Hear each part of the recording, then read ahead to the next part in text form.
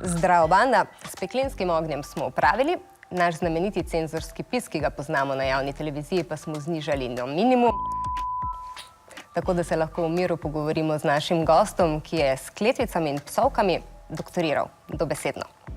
Pozdravljeni, dr. Bernard Nežmah.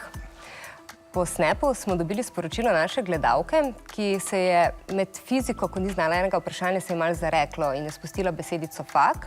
Prevzeta beseda iz angleščine. Med poukom bi lahko rekli, da je neprimerna, čeprav ni imela nobenih slabih izkušenj, dobila 4, tako da smo lahko mirni. Ampak nekateri pravijo, da v slovenščini sploh nimamo kletvic in psovk, da vse prihajajo iz drugih jezikov, ne? Zdaj tale fak, kako pa je sicer? Ja, to je bila tema, ki je bila popularna pred 50 in 60 let in več, ko so znameniti akademik Trstenjak, ki je trdil, da je slovenska duša tako čista, da sama po sebi je poznala eno samo kletvico, preklet hudič, ostale so dubaj pa od Nemcev, Italijanov, se pravi Srbov. Problem tega je, če gremo pol pogledati naprej. Jaz sem sledil srbskim slovarjem in Srbi so rekli, ja, tudi mi nimamo srbskih kletvic, imamo madžarske. Madžarskih sem najbolj razlagal, da madžarske izvirajo iz turških. Turki so jih postavili v Mongolijo. Vsi smo čiste duše. Vsi smo čiste duše, ja. Tako da to negira, druga pa tudi sama zgodovina. Če gremo gledati recimo protestante, protestantski čas, imamo tam ob tem, da so bili seveda kot bogaboječi, niso imeli teh seksualnih konotacij, ampak so poznali isto stekle pse, divje volkove, volcije.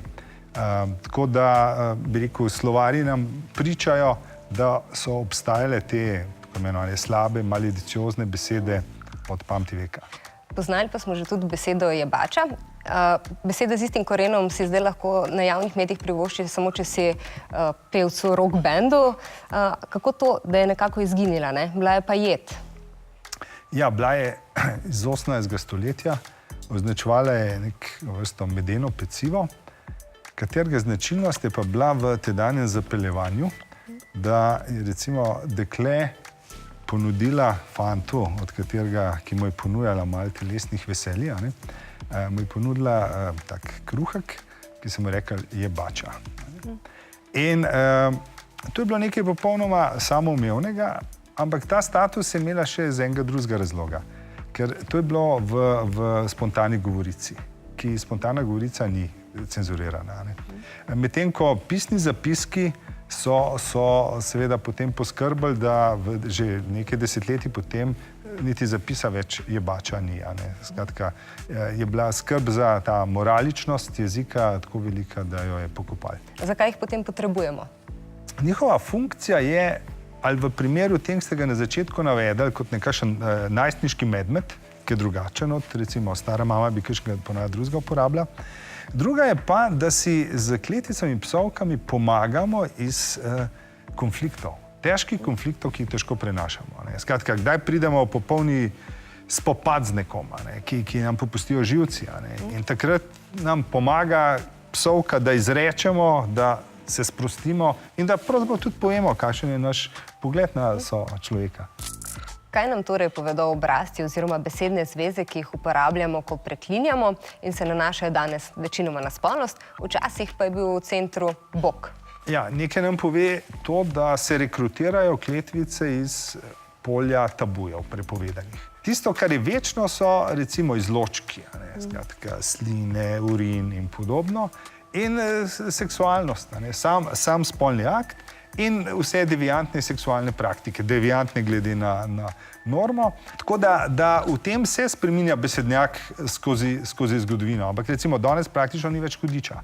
Nekoč je bil pa hudič, pravzaprav res eden najmočnejših akterjev v kletvicah, oziroma bil je zelo priročen. Če si imel težave z nekom, pa si rekel, nisi vedel, kaj bi. Nobene rešitve nisi imel, si se skliceval na nadnaravne magične moči, pa si poklical, hudič te vzema, ne pride hudič. In to je bilo preklinjanje, ne? Kaj pa potem psovanje? Ker te razlike sicer slovar slovenskega knjižnega jezika ne pozna, vi pa na naslovnici v bistvu uvajate, da gre za dve različni stvari. Ja, a veste, gre eno. Eno je situacija, ko sogovornika degradiram, bomo rečem, bebec, idiot. Nekdo, ki ima v sebi najboljše mnenje, ga jaz spravim na nek poden drek, na vse zadnjem lahko rečem. To sem v hipu naredil, vse končal. Pomanjšal sem ga v najslabšo luč. Kletvica je pa močnejša. Kletvica pa vzpostavi eno celo projekcijo. Kaj se ti bo zgodilo? Če rečem eno vulgarno, manj te polno rit. In če si pomislimo, kaj imamo v anusu, pomeni ne samo, da sem ga spremenil v blato, ampak jaz sem zdaj ta, ki se odločam, v katerem hipu neha eksistirati, v katerem hipu ga izločam. Kot rečeno, daljše obdobje on trpi ali pa v neke neugodnosti. In vključuje glagol. Ja, brez glagola pa ne gre. In zato je ta en glagol, ali pa dva sta idealna, recimo pač treba je navesti, fukati, jebati v slovenščini, iz preprostega razloga. Lahko bi uporabljali na vse zadnje tudi drug glagol. Ampak to je skoraj edini, ki implicira dvojnost, da sta dva. Delo počneta dva in oba sta približno enako aktivna. Ni tako, da je en čisti pasivc, drugi pa aktivc. In z tega stališča je najbolj priročen za opisovanje 1001 razmerij. Jemljemo na znanje. Najlepše hvala za ta pogovor. Prosim.